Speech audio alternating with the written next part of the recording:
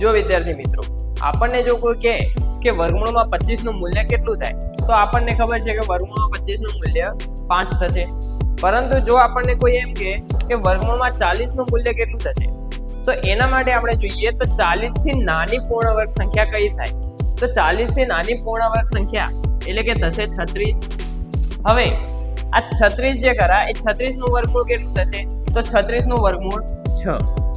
36 નું વર્ગમૂળ 6. ત્યારબાદ આપણે જોઈએ આ 36 40 થી કેટલા દૂર છે? તો 36 40 થી 4 અંક દૂર છે, એટલા માટે અહીંયા 4 છેદમાં 6 વર્ગમૂળ જે 6 મળ્યું હતું એના ડબલ કરી દઈએ તો 6 દુ 12. તો અહીંયા નીચે ભાગાકારમાં આવી જશે 12. એટલે કે આપણો જવાબ હવે આપણે 4 ભાગ્યા 12 કરીશું તો આપણને મળશે 0.33. 0.33 નો સરવાળો આપણે 6 સાથે કરીએ તો આપણને જવાબ મળશે 6.33.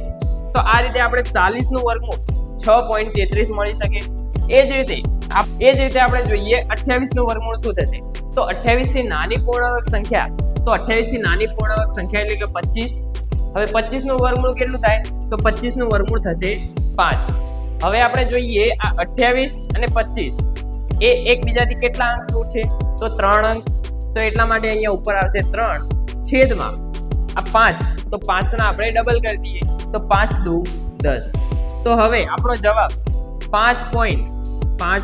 હવે 3 ભાગ્યા 10 એટલે કે થશે 0.3. તો આપણો જવાબ થશે 5.3. એ જ રીતે વર્ગમૂળમાં 28 નો જવાબ શું આવશે એ તમે કોમેન્ટની અંદર જણાવો.